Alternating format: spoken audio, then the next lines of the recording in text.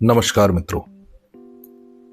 अगर मैं आपसे पूछूं कि महाभारत की कथा में महारानी गांधारी के कुल कितने पुत्र थे या कौरव कुल कितने भाई थे, तो मैं समझता हूं दोनों ही प्रश्नों का उत्तर आपका होगा 100, जो कि आप बिल्कुल सही हैं। किंतु यदि मैं आपसे पूछूं कि महाराज धृतराष्ट्र के कुल कितने पुत्र थे, यदि आपका उत्तर अब भी है 100, तो अब आप गलत हैं, क्योंकि महारानी गांधारी के तो 100 पुत्र थे, किंतु महाराज धृतराष्ट्र के 101 पुत्र थे। तो अब ये 101 पुत्र महाराज धृतराष्ट्र के कैसे थे, ये मैं आपको बताना चाहता हूं। क्योंकि देखिए, आप सभी जानते हैं कि महारानी गांधारी और महाराज धृतराष्ट्र के 100 पुत्र और एक पुत्री थी। 100 पुत्र, जिनमें सर्वप्रथम दुर्योधन का नाम आता है, फिर दुशासन, इस प्रकार से 100 पुत्र थे। और जो पुत्री है वो दुशाला नाम से आती है। लेकिन एक ऐसे पुत्र के विषय में मैं अब बताना जा रहा हूं जो महारानी गांधारी का पुत्र नहीं था, किंतु महाराज धृतराष्ट्र के पुत्र थे। यह कथा उस समय की है कि जब महारानी गांधारी गर्भवती थी,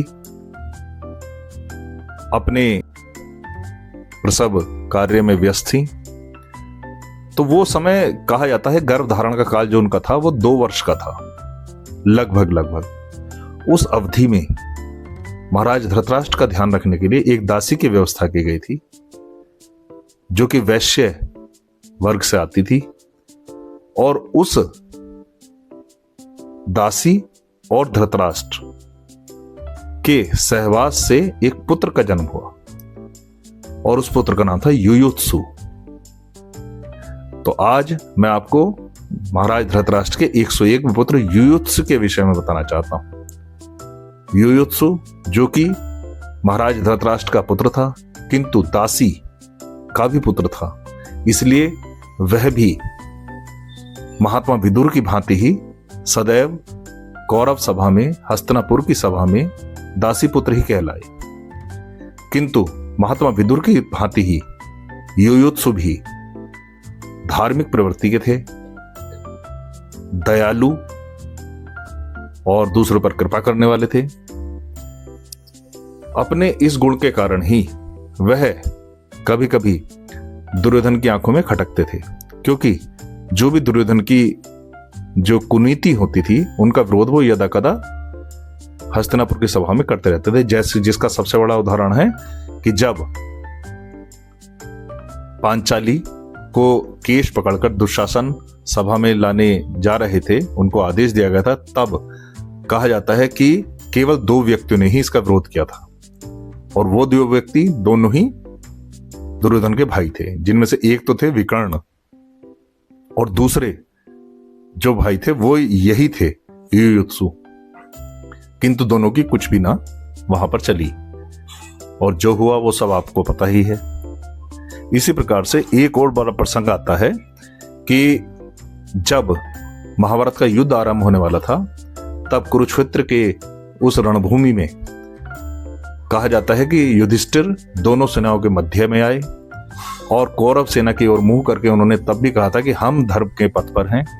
यदि कोई भी योद्धा, कोई भी वीर इस प्रकार से चाहते हैं कि वे कौरव सेना छोड़कर धर्म के पथ पर चल रहे हम पांडवों की शरण में आना चाहते हैं, हमारे साथ युद्ध करना चाहते हैं, तो वे आ सकते हैं। तब कहा जाता है कि उस समय युयुत्सु ही कौरव सेना छोड़कर पांडव सेना में आ गए थे। तब युधिष्ठिर ने उन्हें हृदय से लगाकर स्वागत किया, और अपनी सेना में उनका एक विशेष स्थान रखा, क्योंकि वे जानते थे कि एक रणनीतिक रूप से युयुत्सु वहां कौरव सेना के बहुत बातें उन्हें बता सकता था, रणनीतियां समझा सकता था। अतः उन्होंने सीधे सीधे युद्ध में न उतार कर उन्हें जो सेना के लिए जो रसद या अस्त्र शस्त्र की व्यवस्था करनी होती थी, उसका दायित्व युयुत्सु को सौंपा। और अब एक रोचक बात मैं आपको बताना जा रहा हूं कि जब 18 दिनों का संपूर्ण महाभारत का युद्ध समाप्त हुआ, तब कहा जाता है कि कौरवों की ओर से या महाराजा धृतराष्ट्र की ओर से केवल और केवल एक व्यक्ति ही बचे थे, और वो थे युयुत्सु। यानी कि संपूर्ण जो विरुद्ध सेना थी, पांडवों की विरुद्ध सेना थी, उनमें से सभी लोगों का सर्वनाश हो गया था, और उनके शवों को अग्नि देने का कार्य, कौरवों के अपने भाइयों के शवों को अग्नि देने का कार्य स्वयं युयुत्सु ने महाराज युधिष्ठिर के आग्रह से किया था। तो युयुत्सु सदैव धर्म के पथ पर रहे। एकमात्र जीवित व्यक्ति महाराज धृतराष्ट्र के पुत्रों में से वही थे, और इसके बाद भी जो उन्हें हस्तिनापुर में जब महाराज युधिष्ठिर का राज्याभिषेक हो चुका था, उसके बाद भी उन्होंने काफी महत्वपूर्ण पदों पर महाराज युधिष्ठिर का साथ निभाया। यहां तक कि कहा जाता है कि जब अंत समय में महाराज युधिष्ठिर ने अपने भाइयों को लेकर, द्रौपदी को लेकर और सिंहासन का त्याग करके जब वो संन्यास लेकर चल दिए थे हिमालय पर्वत की ओर, तब कहा जाता है कि महाराज युधिष्ठिर ने राजा परीक्षित, अभिमन्यु के जो पुत्र थे राजा परीक्षित, उनको अपना राज्य सौंपा, उनका अभिषेक किया, और संरक्षक के रूप में युयुत्सु को उनके संरक्षण का दायित्व सौंपा था। तो युयुत्सु इस प्रकार से अंत समय तक धर्म के पथ पर ही रहे, और महाभारत की कथा में उनका एक अलग स्थान है। तो आज के इस वार्ता के जरिए मैंने आपको ये बताने की कोशिश की है कि महाराज धृतराष्ट्र के 101 पुत्र, या कहना चाहिए 102 संतानें थी। बहुत बहुत धन्यवाद।